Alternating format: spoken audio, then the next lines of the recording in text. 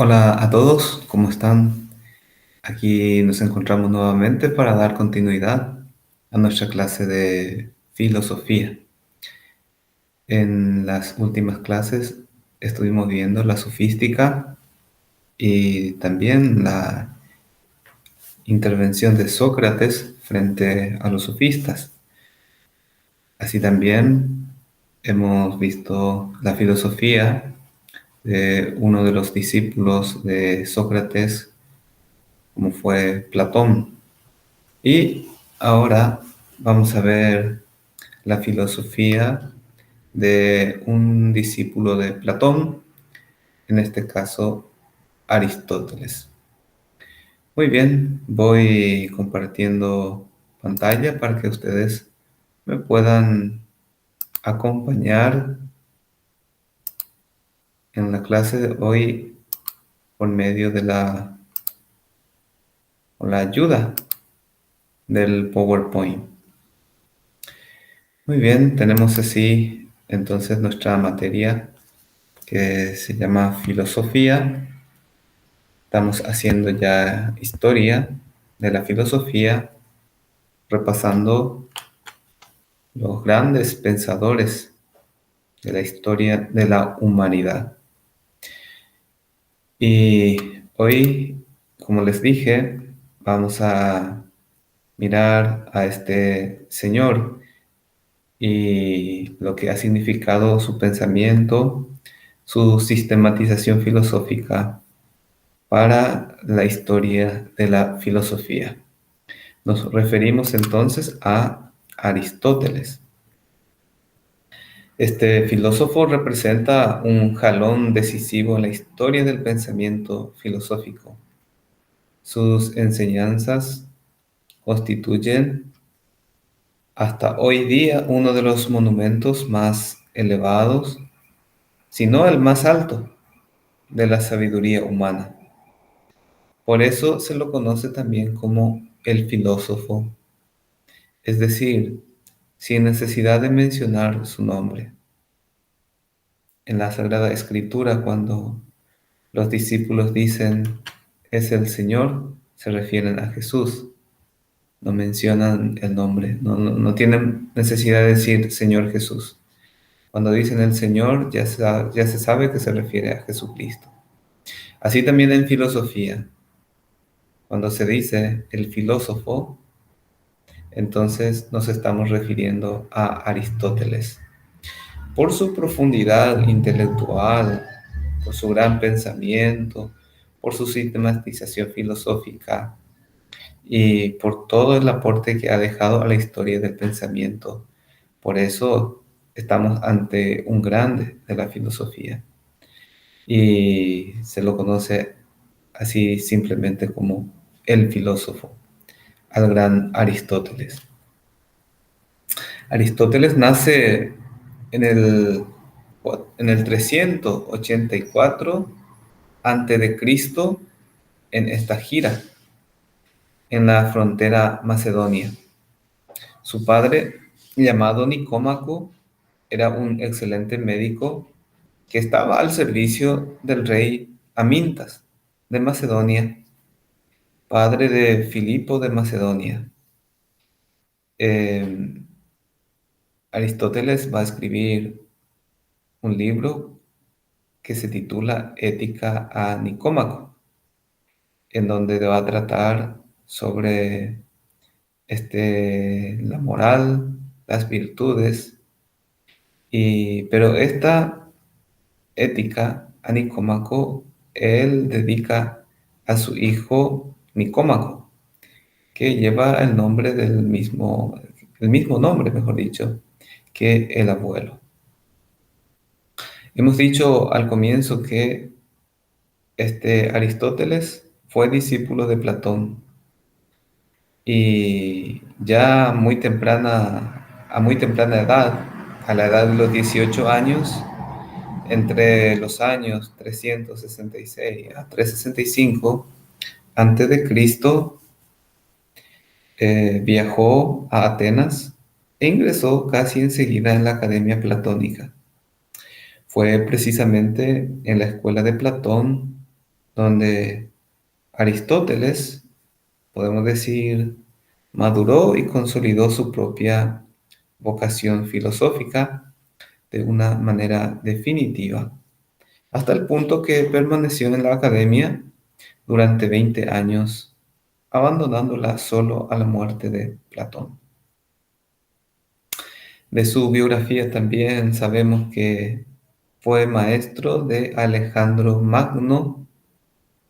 eh, Alejandro Magno, para quien gusta de la historia, llegará a ser rey de Grecia, ¿verdad?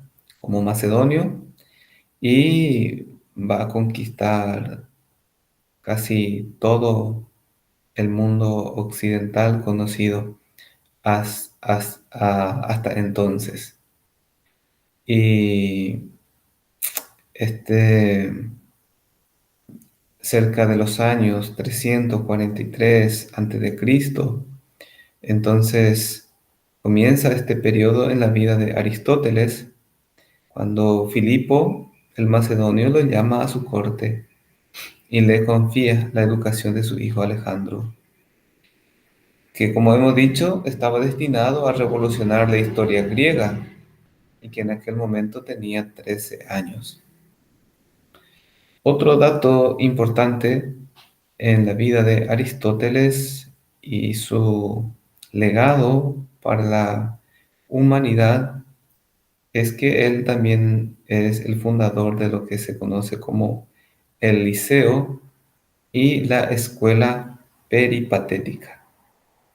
En el año 335 a.C., Aristóteles regresa justamente a Atenas y alquila algunos edificios cercanos a un pequeño templo consagrado a Apolo Liceo, de donde proviene justamente el nombre de Liceo, atribuido a la escuela.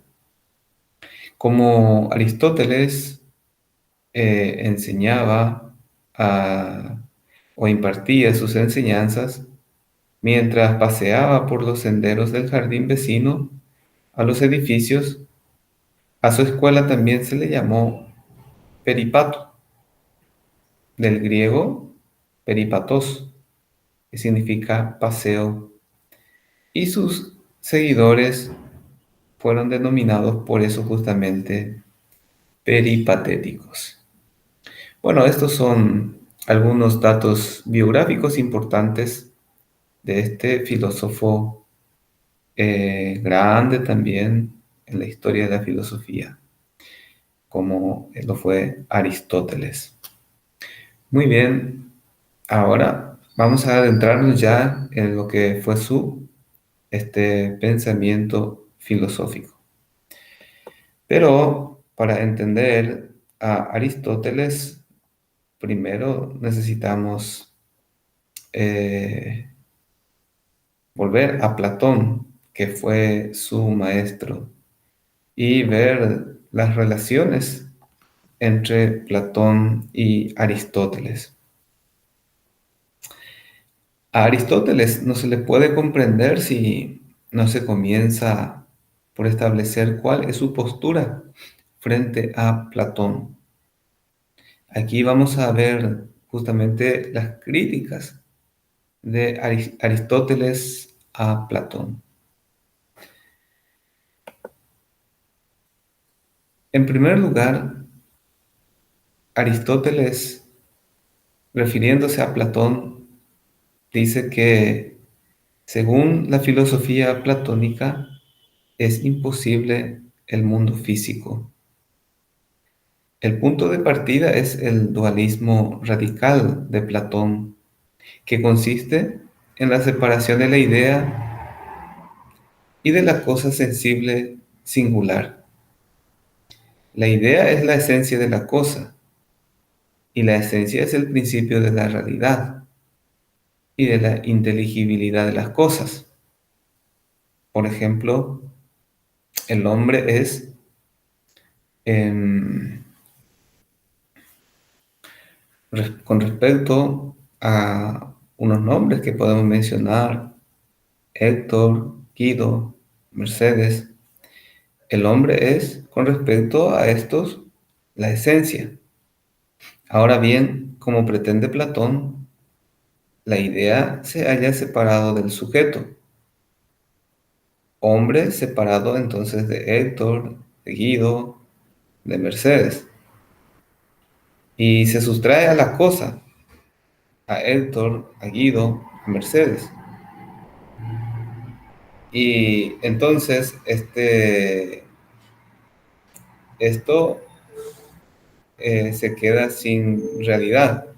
Si la esencia sustraemos a la cosa, es decir, quitamos de la cosa, toda la realidad se queda justamente sin lo más importante que es la esencia de la idea, por tanto, se queda justamente sin realidad. Y eso es lo que enseñaba Platón. En el mundo físico no existe la idea, la esencia. Acá solo existe este, eh, es sombra nada más, ¿verdad? Del mundo de las ideas. Y aquí en la sombra no está la cualidad, no está la esencia, no está la idea. Entonces, por el tema del dualismo radical, entonces es imposible la existencia del mundo físico, ya que aquí no está la cualidad, la esencia, la idea. Entonces, se pregunta Aristóteles, ¿qué puedo decir yo de Héctor, de Guido, de Mercedes? Si no digo ante todo lo que es hombre, ¿verdad? Esa es la realidad primaria, ¿verdad? La esencia. Esta es la primera crítica que hace Aristóteles a Platón. La segunda crítica tiene que ver con la imposibilidad del hiperuranio. Y aquí se plantea una serie de razonamientos. Recordemos que Platón decía, en el hiperuranio existe la sustancia, el ser, la idea en sí. No existen los accidentes, porque todo es sustancia. Y si existe en el hiperuranio algo llamado accidente, esto también sería sustancia. Y eso es contradictorio. En cambio, en este mundo, dice Aristóteles, existen sustancias y accidentes. El segundo argumento o segundo razonamiento, dice Aristóteles, según Platón, en el hiperuranio todo es inmóvil, inmutable. No existe lo que se llama devenir o cambio en el hiperuranio. Pero se pregunta Aristóteles, ¿qué puedo decir de un tipo corriendo? Supone que hay dos ideas. Primero, la idea del hombre y segundo, la idea del movimiento. La idea del movimiento es cambio, es mutación, pero está en el hiperuranio en forma de inmutabilidad.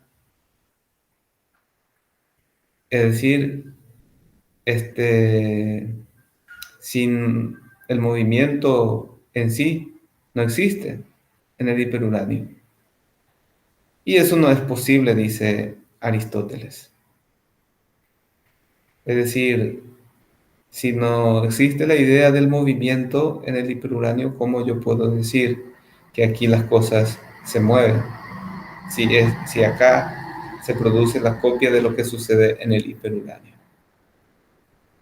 Tendría que existir también allá el movimiento, pero eso no es posible por la contradicción que encierra la idea del movimiento dentro de lo inmutable, de lo inmóvil. El tercer argumento, dice Aristóteles, refiriéndose a Platón, en el hiperuranio solo hay cosas perfectas. Si solo hay cosas perfectas, debe existir el mal la maldad, la fealdad perfecta. Esto es porque en el mundo sensible hay cosas imperfectas. Por tanto, en el hiperuranio debe existir la imperfección en forma perfecta. Y eso es contradictorio. ¿Cómo la imperfección va a existir en forma perfecta? Imposible, ¿verdad? Contradictorio. Entonces, por estas razones, dice Aristóteles, es imposible que exista el hiperuranio. Y justamente todo esto es lo que Aristóteles va a ir desarrollando en su filosofía.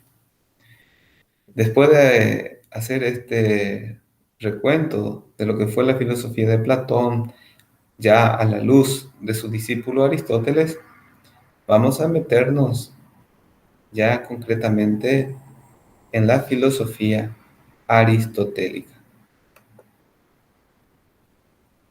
Tenemos entonces la filosofía de Aristóteles. Tenemos que comenzar diciendo que es sumamente completo y profundo Aristóteles en su pensar y sistematización filosófica. Su filosofía se presenta como un análisis del individuo.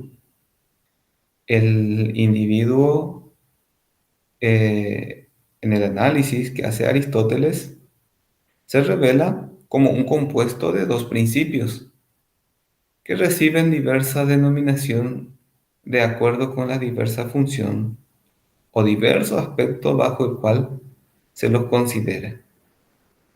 Aparecen así hasta tres especies de binomios o compuestos que podemos ver en el individuo.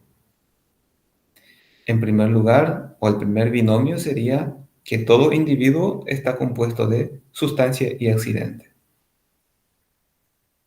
El segundo binomio o segundo compuesto dice que todos los individuos están compuestos de materia y forma.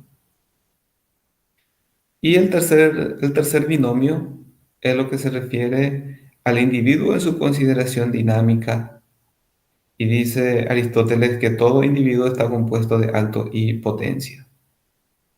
Vamos a ver estos tres binomios o tres principios para entender un poco su filosofía. En primer lugar, o el primer binomio se refiere a la sustancia y los accidentes. Toda realidad, dice Aristóteles, se presenta como un compuesto de sustancia y accidentes. Por sustancia vamos a entender aquello que existe en sí, lo que permanece al variar los accidentes, lo que está por debajo de los accidentes. De hecho, la palabra substancia, del latín substare, significa lo que está por debajo o soporte, ¿verdad? En este caso sería soporte de los accidentes. Y la sustancia vendría a ser aquello que se manifiesta justamente por medio de los accidentes. Y los accidentes propiamente dicho son los que existen en otro, lo que se sucede, lo que está en la superficie, en definitiva, lo que manifiesta la sustancia. ¿Y cómo llega a esta apreciación Aristóteles? El punto de partida es el cambio.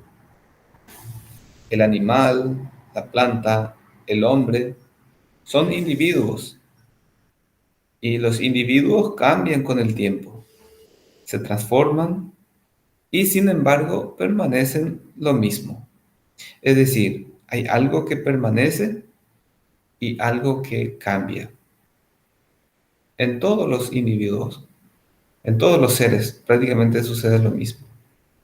Así, por ejemplo, el hombre o la persona, es un niño primeramente, luego se convierte en un adolescente, llega a la juventud, pasa por la adultez y finalmente llega a la ancianidad. No es, en una palabra o de alguna manera, el mismo que el niño en su etapa de recién llegado a la vida que un anciano, ya desgastado por el peso del tiempo. Pero sin embargo, ese niño fue el que se ha convertido en un anciano. Es decir, algo permanece, esa es la sustancia, y algo va cambiando.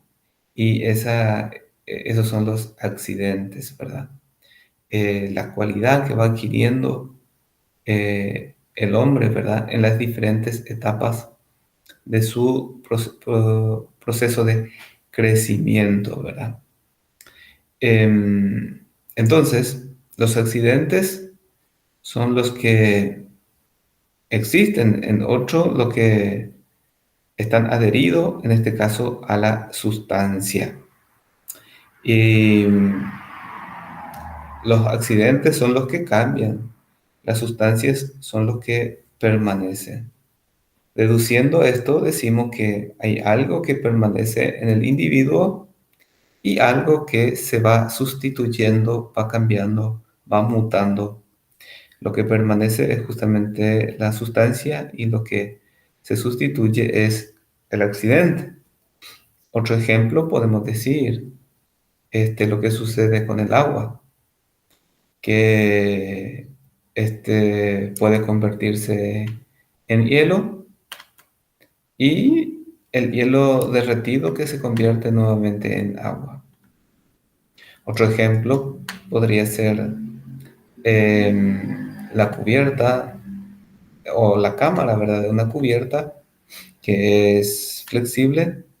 Entonces, una cámara redonda, yo puedo mover, doblar y se convierte en un número, ¿verdad? En el número 8 en este caso. Cuando esa cámara estaba semi-inflada y formaba un círculo, representaba el número 0. Pero al girar, entonces se convierte en el número 8 matemáticamente hablando. Pero sigue siendo una cámara, ¿verdad? Solo que ha adquirido otra cualidad en ese sentido, ¿verdad? Es decir, su accidente se ha sucedido, ha cambiado, ha mutado. La sustancia es una sola. En cambio, los accidentes son 9, según Aristóteles. Por ejemplo, sea la sustancia hombre, el ser humano, una persona, eh, puede ser un varón o una mujer. eh, y estos serían los accidentes, como pueden notar ustedes en el cuadrito, ¿verdad? Cualidad, cantidad, acción, pasión, relación, lugar, tiempo, posición, posesión. La sustancia es una sola, ¿verdad? En este caso, el hombre, un varón o una mujer. La cualidad sería entonces lo que va cambiando, ¿verdad? Uno puede estar sano o puede estar enfermo.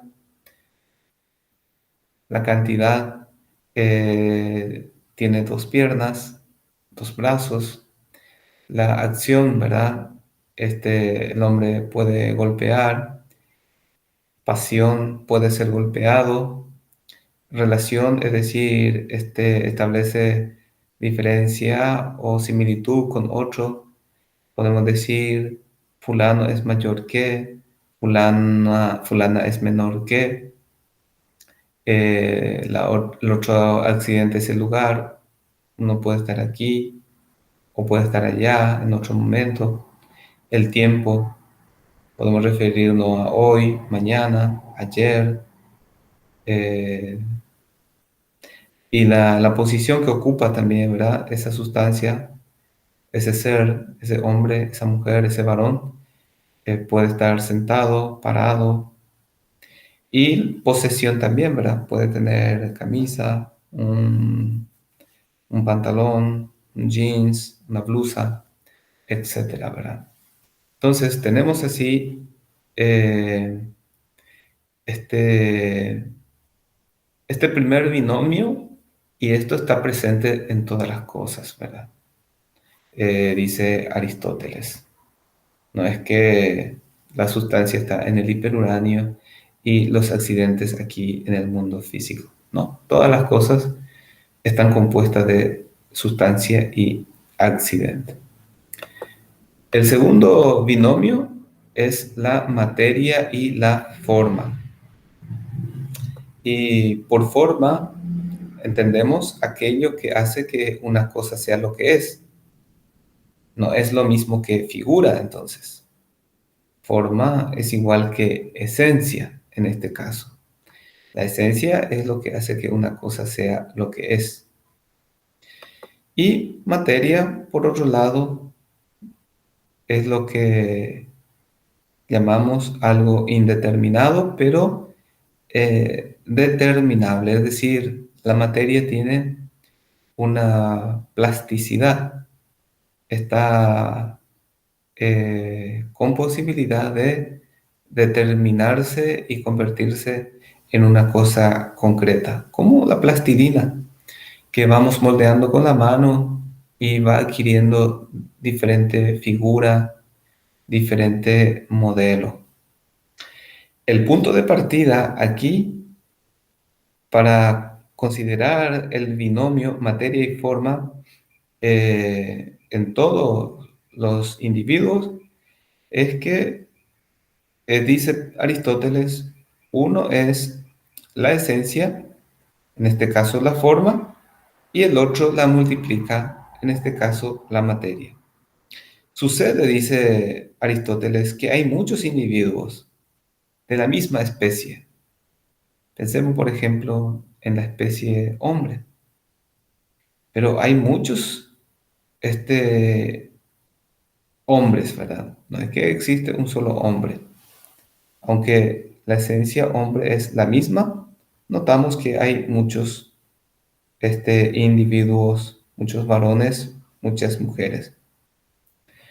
¿Por qué la esencia hombre puede ser participada por muchos hombres, por muchos individuos?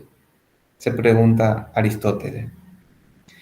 Y la diferencia entre uno y otro hombre, no es la esencia, sino la materia, que es la que multiplica la esencia. Eh, en cuanto a la esencia, no se diferenciarían los hombres entre sí. Esto es, no habría muchos hombres, sino uno solo. La multiplicidad de los individuos dentro de la misma especie, o sea, la diversidad de individuos debe atribuirse a un elemento indeterminado, pero susceptible de determinación radical y especial, y esencial, mejor, perdón. La materia es la razón por la cual la esencia es participada por varios individuos. La materia es el principio de individuación, entonces.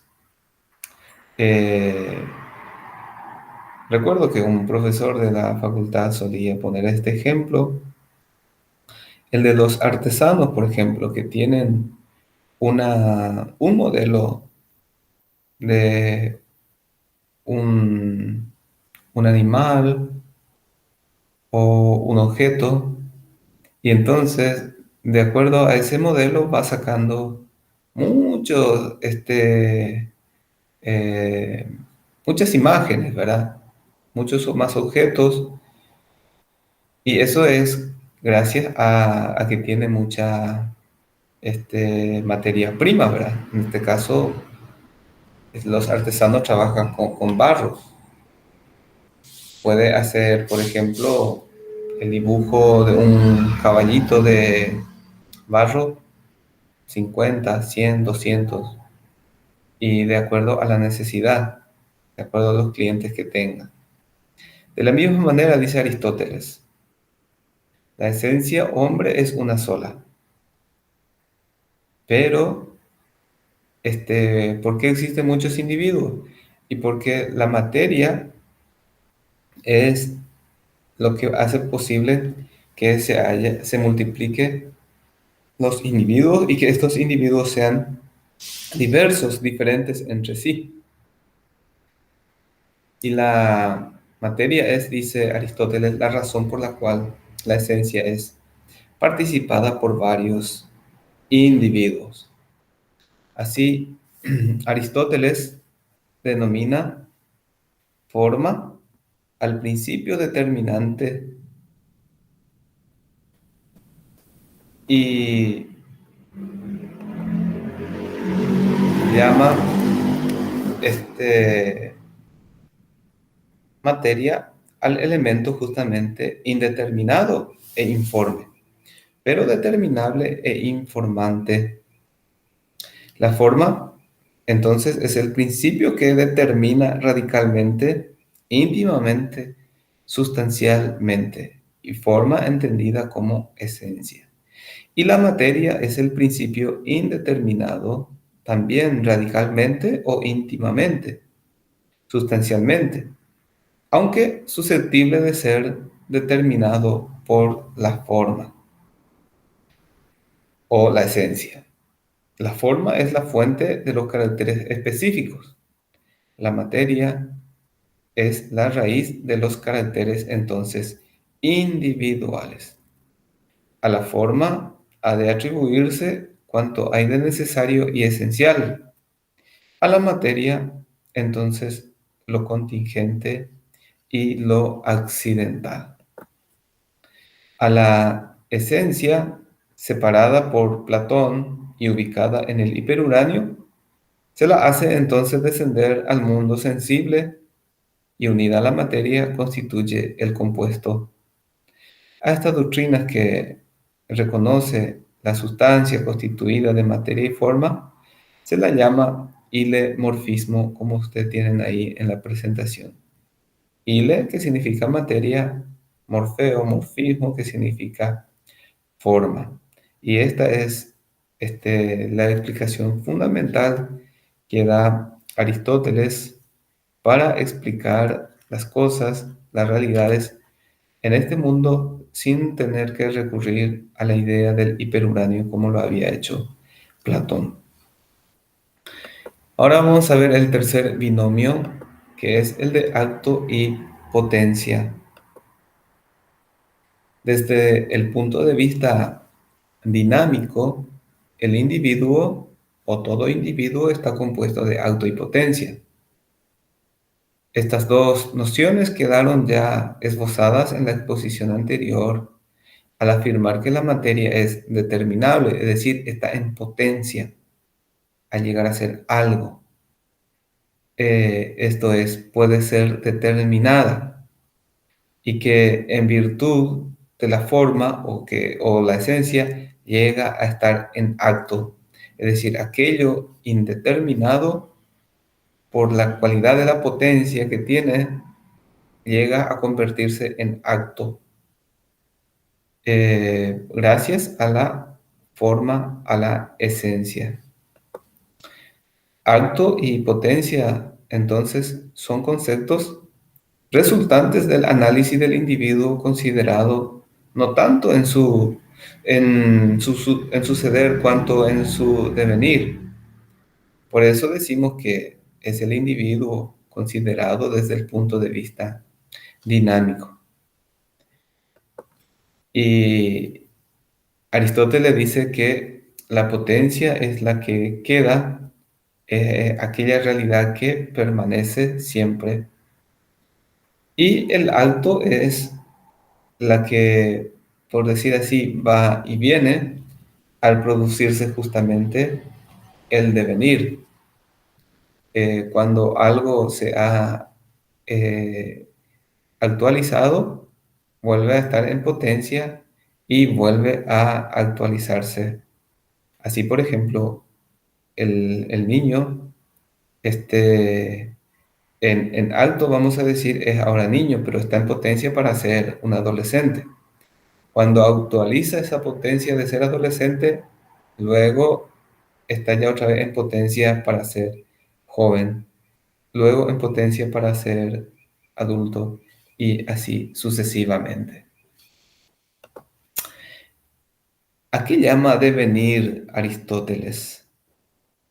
Aristóteles interpreta el devenir como un desarrollo del ser que va de un estado de potencialidad a otro estado que él llama actualidad. El devenir es el actuarse de una potencia. Es por tanto paso de la potencia al acto. Actualizarse de la potencia también podríamos decir. Eh, la potencia en sí, vamos a decir, es acto imperfecto porque se está haciendo constantemente. Es decir, no es ni acto ni potencia concretamente. Esta es la realidad dinámica que tiene todo individuo, que tiene todo ser. Por componerse, por estar compuesto, mejor dicho, de acto y potencia.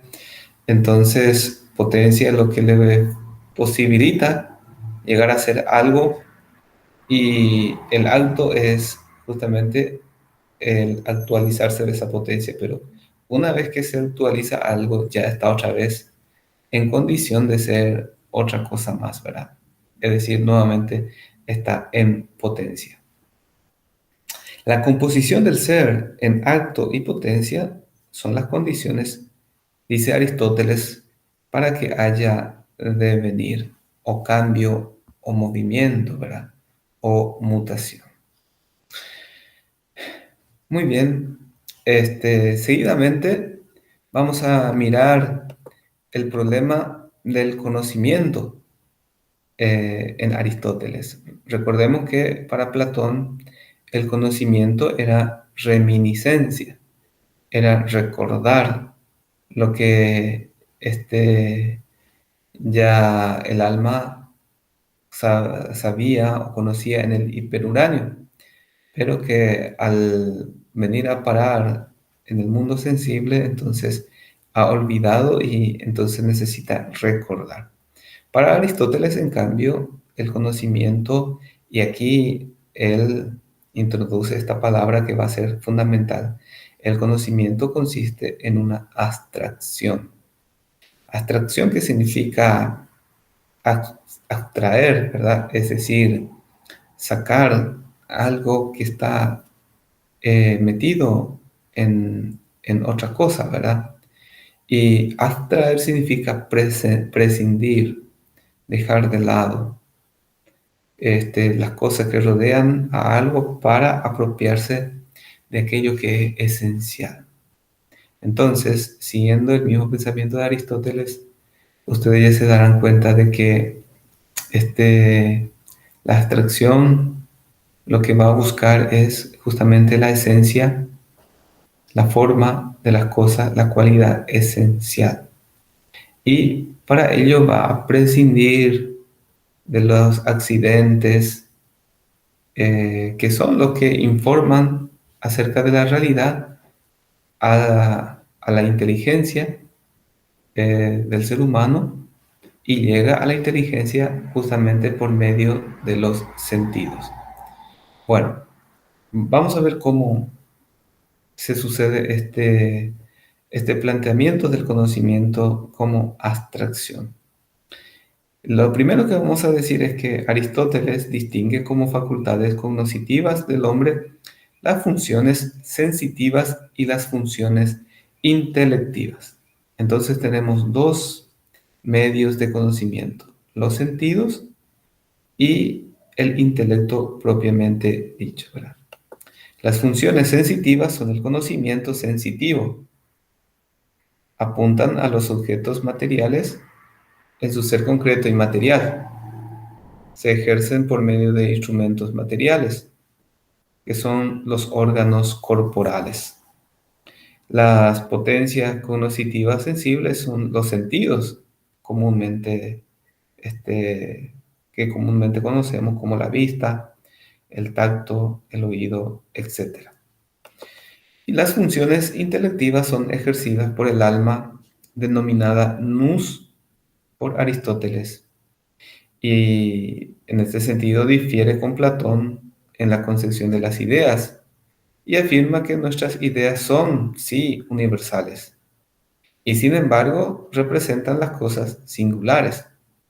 En cuanto al contenido de una idea, no es sino una esencia que se haya realizado en las cosas, y no en el hiperuránio como creía Platón. Y aquí vamos a ver el origen y el valor de las ideas, es decir, dónde se origina la idea y cómo llega al intelecto, ¿verdad? Dice Aristóteles que el punto de partida es la sensación, mediante la cual un objeto se hace presente al nous, al alma, al intelecto. La cosa ofrece la esencia, objeto del entendimiento, pero no en un estado inteligible, sino sensible, porque está en un estado concreto y material. Todavía no está en un estado abstracto e inmaterial. Se necesita, pues, para que pueda ser percibida y aprendida, este, por el entendimiento, la presencia de una actividad capaz de desindividualizar la esencia. Recordemos que la individuación es obra de la materia. Luego, la desindividuación de la esencia equivale a suprimir el elemento material, lo que decíamos con el concepto de abstracción, prescindir de la materia, abstraer de la materia. Y a eso Aristóteles le llama función abstractiva. Y una vez abstracta la esencia, el entendimiento puede captarla y percibirla. A eso llamamos el conocimiento como abstracción. Captar la esencia de las cosas a través de la inteligencia con la ayuda de los sentidos. Eh, Repasemos otra vez este procedimiento. Se parte entonces de la sensación. Con los sentidos vemos algo y luego nos hacemos una imagen mental. Luego actúa el intelecto que realiza el proceso de abstraer, es decir, capta la esencia sirviéndose del nous y se hace la representación mental del objeto. Este proceso del conocimiento se resume en la frase: nada es en el intelecto que no haya estado antes en los sentidos. Porque son los sentidos los que informan sobre un objeto, una realidad, una cosa. Pero los objetos son los que captan los accidentes, perdón, los sentidos son los que captan los accidentes. Dentro de esos accidentes o en la base de esos accidentes está la sustancia, está la esencia, está la forma. Y a esto solamente se puede llegar con el intelecto. Y el intelecto lo que va haciendo es dejar de lado, sacar, por decirlo así, en una imagen mental, la sustancia para ir, perdón, los accidentes para ir al centro mismo de la cosa que es la sustancia y captar esa sustancia. Por eso este proceso se llama abstracción, ¿verdad? Bueno, y este es el conocimiento para Aristóteles, ¿verdad? Y va a originar dentro de la historia de la filosofía un tipo de conocimiento que se llama realismo, porque dice que en la realidad, en las cosas, envueltas, ¿verdad? De accidente, ahí se encuentra la sustancia, la forma, la esencia, que puede ser conocido por el hombre a través del proceso de abstracción, y abstracción que se lleva a cabo primero por medio de los sentidos y luego por medio del intelecto, es decir, la inteligencia de la persona. Muy bien. También es importante considerar, según Aristóteles, la cuestión política. Y primeramente él hace un estudio de la sociedad y en cuanto a la naturaleza de la sociedad, va a enseñar que el hombre no nació para llevar una vida solitaria, nace en la familia y por su medio en la sociedad. La sociedad civil no es algo más o menos arbitrario, originado por voluntad de los hombres, en virtud de un contraste. No, sino que, impuesta por la naturaleza misma, impone la cooperación de muchos para que cada uno halle el complemento de la insuficiencia propia y de esa manera pueda conseguir más fácilmente el propio perfeccionamiento.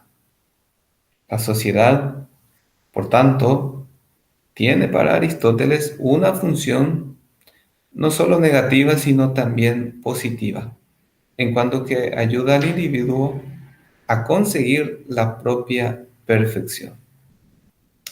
Esto llevó a Aristóteles a definir al hombre como zoon politikon, animal político, o social por naturaleza, en cuanto que la sociedad es algo natural al hombre, no es algo artificial, no es un pacto social, como enseñará más adelante Rousseau, porque dice que el hombre sin la sociedad no puede desarrollar sus potencialidades, sus cualidades. Entonces necesita de una sociedad. Y ahí establece él el tema del contrato social. Sin embargo, Aristóteles le dice, la sociedad es algo natural. No es que algo que se impone de una manera arbitraria o se origina por voluntad de los hombres, no. El hombre es social, ser social por naturaleza. Y politikon significa justamente eh, el hombre perteneciente a una polis o a una ciudad-estado y por tanto tiene que participar de esa sociedad, de esa ciudad. Y Aristóteles, en el campo político, distingue tres formas de gobierno que son la monarquía, la aristocracia y la democracia, a las que corresponden las degeneraciones respectivas también. La monarquía puede degenerar en tiranía, la aristocracia puede degenerar en oligarquía y la democracia puede degenerar en demagogia, sobre todo por influjo, ¿verdad?, de los sofistas. Por eso hay que tener cuidado con cada una de estas formas de gobierno. Aristóteles ciertamente reconoce la legitimidad histórica de estas formas de gobierno, aunque exige que en cada una de ellas se realice siempre una forma aristocrática de gobierno. ¿Qué significa eso? Aristocracia significa gobierno de los mejores. Si el monarca, bueno, va a ser uno, pues que sea el mejor. Si la aristocracia va a gobernar, pues que sea realmente los mejores. Y lo mismo la democracia, que sean elegidos siempre los mejores. Bajo distintas formas, este mismo es el ideal de la República de Platón. En este caso, hay una continuidad entre eh, el maestro de Aristóteles, Platón, y coinciden en su apreciación entonces en cuanto a las formas de gobierno dentro de la dimensión política. Bueno, la parte de ética, la parte de estética, va a quedar a cargo de ustedes leer y hacer las consultas pertinentes al respecto para las aclaraciones que sean necesarias.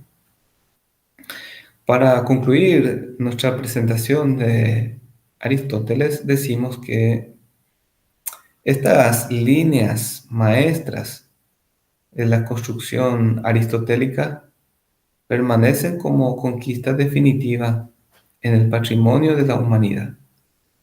Son núcleos de doctrina susceptibles de una investigación ilimitada.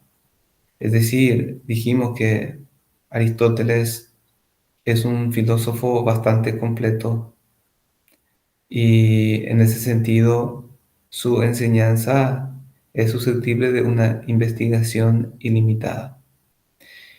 Y siglos más tarde, cuando la revelación cristiana también se inserte en el horizonte de la cultura y de la filosofía, justamente lanzará nuevas luces sobre aquellas verdades enseñadas por Aristóteles, y así se realizará la síntesis más profunda del pensamiento nuevo con el antiguo. Muy bien, hasta aquí por hoy. Muchas gracias por la atención. Dejo de compartir pantalla para que podamos despedirnos. No sin antes recordarles, como siempre, que los materiales de apoyo, de consulta y la tarea que deben entregar al término de esta unidad que pueden encontrar en la plataforma correspondiente. Y cualquier consulta que ustedes quieran plantear, entonces lo pueden hacer en el chat. Una vez más, muchas gracias por la atención y hasta nuestro próximo encuentro.